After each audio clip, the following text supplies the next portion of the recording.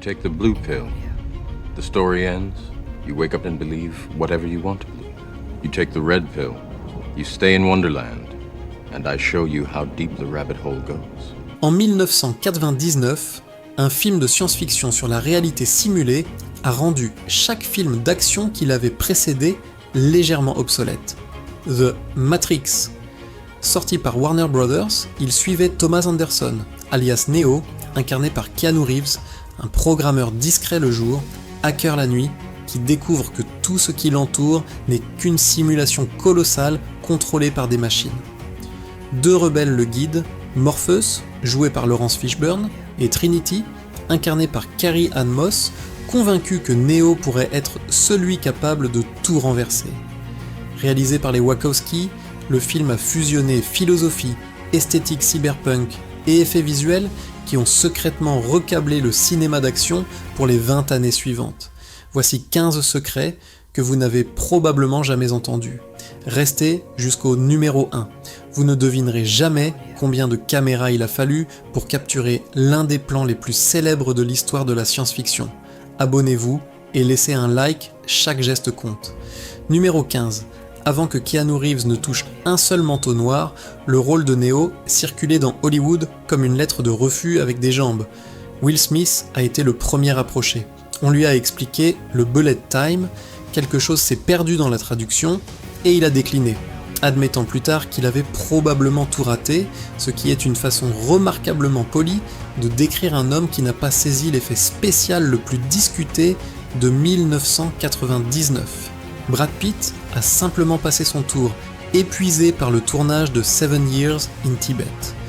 Leonardo DiCaprio venait de survivre au chaos de Titanic et ne voulait rien avoir à faire avec une autre machine à effets spéciaux.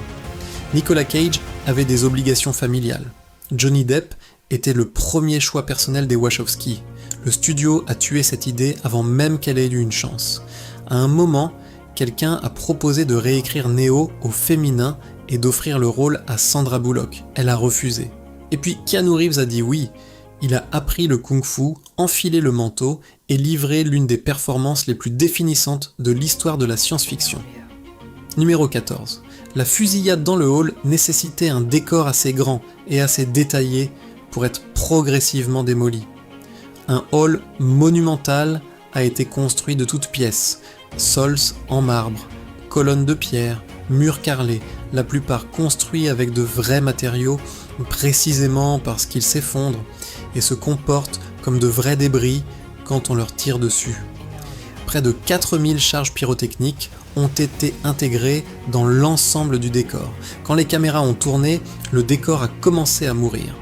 Piliers qui se désintégraient, murs qui se déchiraient, sols qui disparaissaient sous la poussière. Réinitialiser entre les prises signifiait une reconstruction partielle, raison pour laquelle la séquence a été planifiée avec une méticulosité absolue. Et puis, un morceau de colonne s'est brisé spontanément après l'arrêt des tirs, sans que personne ne l'ait prévu. Le décor suivait sa propre chronologie d'effondrement. Les réalisateurs ont regardé et ils l'ont gardé. Un bâtiment ayant absorbé 4000 charges pyrotechniques a eu le dernier mot, et ce qu'il avait à dire a intégré l'une des séquences d'action les plus célébrées de la décennie. Numéro 13. Yuen Woo-ping ne voulait pas du travail. Le légendaire chorégraphe de combat hongkongais n'avait aucun intérêt à encadrer des acteurs hollywoodiens dans des séquences d'action. Alors il a formulé des exigences conçues pour clore la conversation. Un cachet substantiel et une obligation pour tout le casting de s'entraîner aux arts martiaux pendant 4 mois avant qu'une seule caméra ne tourne. Warner Brothers a accepté sans ciller. Keanu Reeves, Carrie-Anne Moss et Laurence Fishburne se retrouvaient à ce que le casting appelait discrètement l'école de kung-fu. 9 heures par jour d'étirement, de travail de câble et de chorégraphie de combat. Reeves sortait d'une chirurgie vertébrale majeure ayant provoqué une paralysie partielle des jambes. Il s'est entraîné pendant des semaines avec une minerve, ce qui explique directement que Neo distribue bien plus de coups de poing que de coups de pied dans le premier film. Moss s'est tordu la cheville sévèrement lors de la course sur les toits en ouverture et n'a rien dit. Elle l'a bandé, a continué à tourner, convaincue que signaler la blessure pourrait la faire remplacer. Les exigences de UN visaient à faire fuir la production. Elles ont produit à la place un casting capable de vraiment se battre. Numéro 12. Carrie-Anne Moss a possédé cette scène d'ouverture si complètement qu'il est difficile d'imaginer quelqu'un d'autre dans ce manteau. Le processus de casting avait d'autres idées. Jada Pinkett Smith est allée loin dans les considérations. L'entraînement aux cascades s'est bien passé. La préparation aux arts martiaux aussi. Elle a fait un essai avec Keanu Reeves. Mais la chimie n'était simplement pas là, ce qui pose un problème sérieux quand vos deux personnages doivent porter le poids émotionnel d'une révolution cyberpunk entière. Les Wachowski l'appréciaient suffisamment pour ne pas la laisser partir définitivement. Ils ont écrit un nouveau personnage pour elle, Niobe, la pilote introduite dans les suites, un prix de consolation élégant. Janet Jackson était également une candidate sérieuse, mais sa tournée mondiale ne permettait pas l'alignement des plannings. L'une des plus grandes pop stars de la planète est ainsi passée à 2 doigts de passer 6 mois à apprendre le Wire-Fu en Australie. Mais Carrie-Anne Moss a obtenu le rôle, une actrice relativement inconnue qui est entrée dans cette audition, a fait quelque chose que les producteurs n'avaient pas encore vu et en est ressortie en Trinity. Numéro 11, Warner Brothers n'a pas remis aux Wachowski un chèque en blanc. Le studio a approuvé environ 10 millions de dollars avec un message très clair, des résultats sont attendus avant que quiconque signe pour le reste. Les Wachowski ont dépensé la quasi-totalité sur les 10 premières minutes du film. L'ouverture, Trinity, qui se bat pour sortir d'un hôtel, projette un policier à travers une pièce, sprint sur des toits avec des agents à ses trousses, a absorbé presque tout le budget de test parce qu'il le fallait. Rigs de caméra sur mesure, formation du casting, fondation technique pour que le bullet time fonctionne comme un véritable outil cinématographique plutôt que comme une simple théorie sur un storyboard. Ils ont projeté la séquence terminée aux dirigeants, la réponse a été immédiate. Le budget restant a été approuvé, portant le total à plus de 60 millions de dollars. L'avenir financier du film entier reposait sur 10 minutes de séquence. Et ces 10 minutes ont tellement tout délivré que la conversation était close avant que quelqu'un ait fini son café. Numéro 10, la pluie numérique est l'une des images les plus reconnaissables du cinéma moderne. Des symboles verts en cascade dévalant des écrans sombres, représentant le code d'une réalité simulée entière. Des hackers, des philosophes et des étudiants en cinéma l'ont traité comme un texte sacré pendant des années.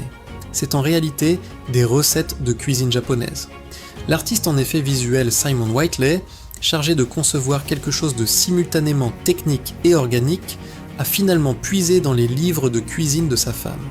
Il a scanné des caractères katakana directement sur des pages de recettes, les a retournés, réfléchis et stylisés jusqu'à ce qu'ils semblent genuinement étrangers. Quelques chiffres occidentaux ont été ajoutés pour compléter l'effet. Le résultat ressemblait au langage visuel d'une civilisation machine supérieure. C'était juste des instructions pour préparer du riz. Les Wachowski ont passé des mois à construire une profondeur philosophique dans chaque recoin du film. La représentation visuelle de leur univers entier s'est avérée être la commande de rouleau préféré de quelqu'un. Numéro 9. Les Wachowski ont intégré un système de couleurs secret qui semblait presque inévitable une fois qu'on le remarquait. Tout à l'intérieur de la Matrix est vert, pas subtilement vert. Les murs, l'éclairage, l'air lui-même portent une teinte verte qui semble légèrement fausse sans que la plupart des spectateurs comprennent consciemment pourquoi. La référence était les vieux moniteurs monochromes, la Matrix devait donner l'impression d'être un écran, comme si le public regardait la vie rendue sur un moniteur plutôt que vécu dans un monde. Le monde réel tourne au bleu. Chaque scène à bord du Nebuchadnezzar est froide, désaturée, éclairée en ton dur, plus sévère, moins confortable, plus honnête. Ce n'était pas appliqué après coup avec des filtres. La production l'a construit dans les décors physiques. Les lumières ont été colorées, les tissus teints, les choix de peinture faits avec la palette à l'esprit. Le schéma de couleurs existait dans les pièces avant que les caméras n'y entrent. Le vert signifiait que la machine contrôlait. Le bleu signifiait que quelqu'un en était sorti. Numéro 8. Dans la mythologie grecque, Morphée est le dieu des songes, une divinité qui pénètre dans les esprits endormis et construit les visions qu'ils expérimentent dans l'inconscience. Le nom vient du grec Morphée, signifiant forme, parce que Morphée pouvait prendre n'importe quelle apparence à l'intérieur d'un rêve. Il était l'architecte de la réalité de l'esprit endormi. La version Matrix fait exactement le contraire. Morpheus, selon Laurence Fishburne, passe tout le film à arracher des gens d'une illusion construite et à les forcer à confronter quelque chose de réel pour la première fois. Le mythologique construit le rêve, celui-ci le démantèle, puis vous tend une pilule. Son navire porte le même poids.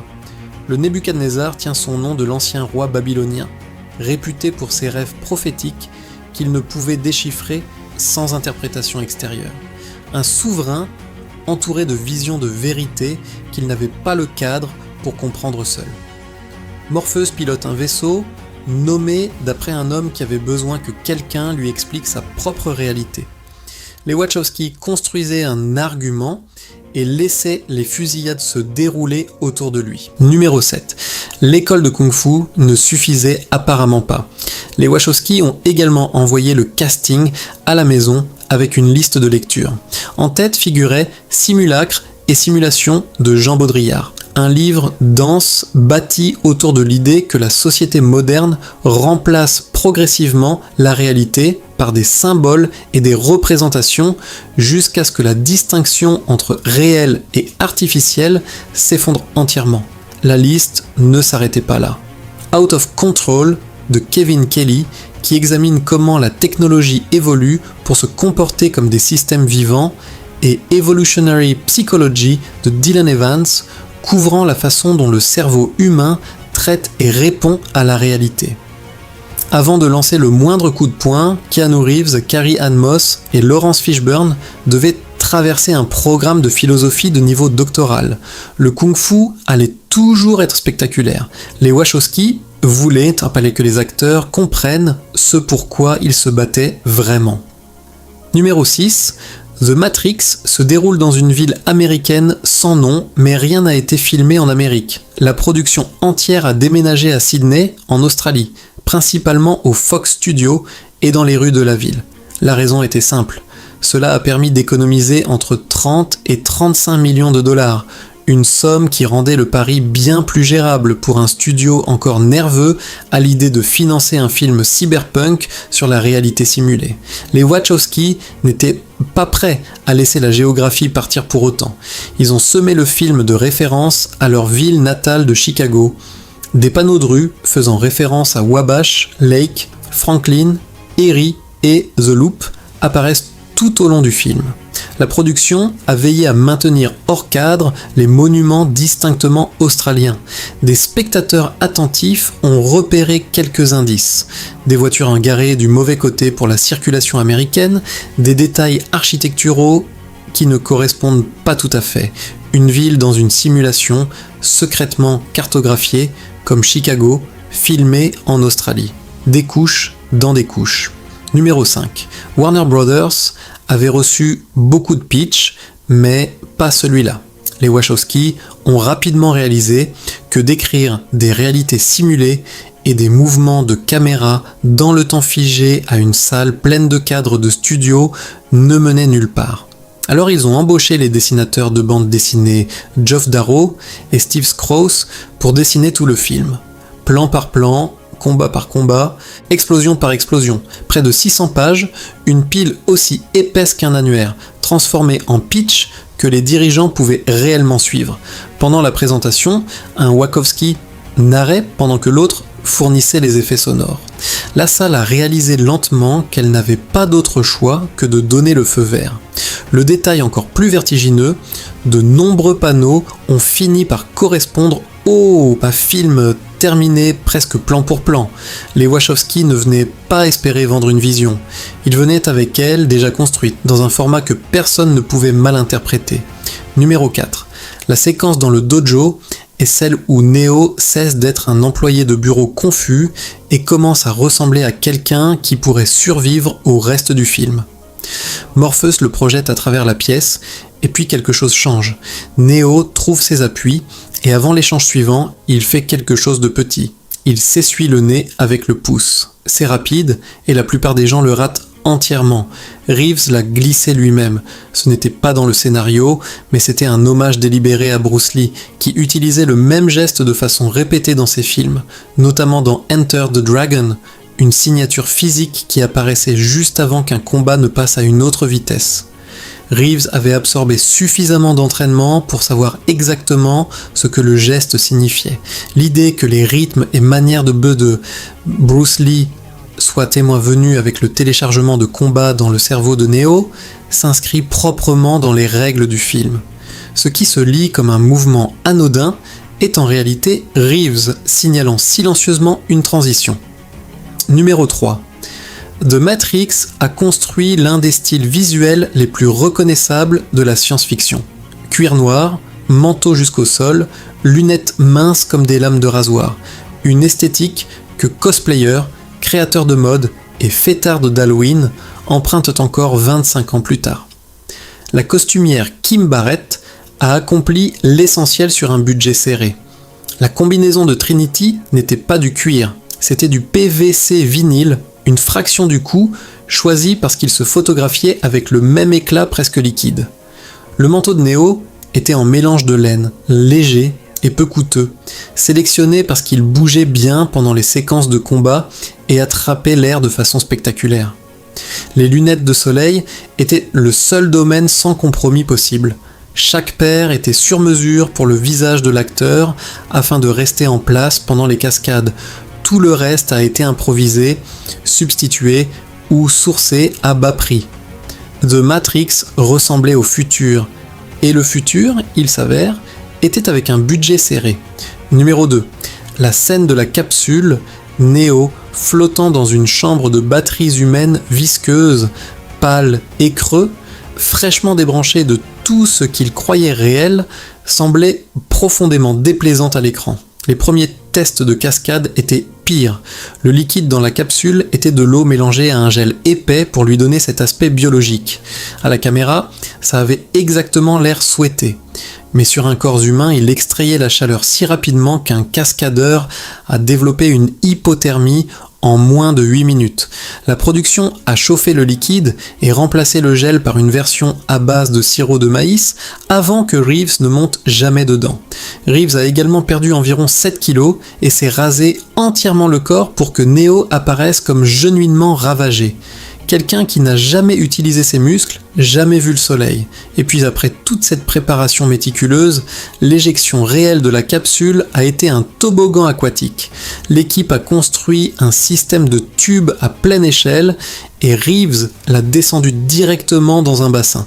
Le moment le plus chargé philosophiquement du film a été capturé en pointant une caméra sur l'attraction de parc aquatique la moins agréable du monde. Numéro 1. Les Wachowski avaient besoin d'une technique de caméra qui n'avait jamais été tentée à cette échelle. Le bullet time exigeait 120 appareils photo fixes disposés en cercle complet autour de l'action. Pas des caméras de film, des appareils photo. Chacun positionné à un angle légèrement différent, chacun pointé sur le même sujet, se déclenchant en succession rapide pour capturer des milliers d'images individuelles du même mouvement figé depuis des positions progressivement décalées. Ces images étaient ensuite assemblées numériquement en un seul plan continu, produisant l'illusion d'une caméra volant librement à travers un moment où le temps s'était arrêté. Pour jouer à l'intérieur de ce cercle, les acteurs travaillaient sur des rigs de câbles qui les maintenaient dans des positions qu'aucun corps humain ne soutient naturellement. Le plan de Reeves se courbant en arrière pendant que la caméra tourne autour de lui, un homme suspendu par des câbles tenant un angle impossible, entouré d'un anneau de 120 appareils se déclenchant en séquence. La grâce de ce plan a nécessité une infrastructure colossale pour sembler sans effort.